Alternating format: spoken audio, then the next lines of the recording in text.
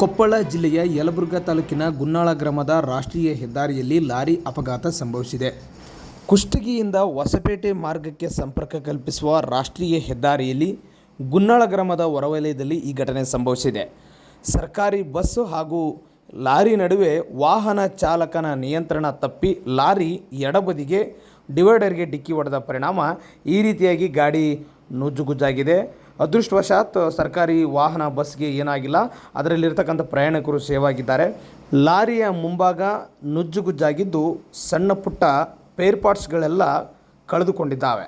ಒಟ್ಟಿನಲ್ಲಿ ವಾಹನ ಚಾಲಕನ ನಿಯಂತ್ರಣ ತಪ್ಪಿ ಈ ಘಟನೆ ಸಂಭವಿಸಿದೆ ಅನ್ನುವಂಥ ಮಾಹಿತಿ ನಮಗೆ ಸಿಗ್ತಾ ಇದೆ. ಮಧ್ಯಪ್ರದೇಶದ 46H9751 ಗಾಡಿ ಸಂಖ್ಯೆ ಅಂತೇಳಿ ನಮಗೆ ತಿಳಿದು ಬರ್ತಾ ಇದೆ.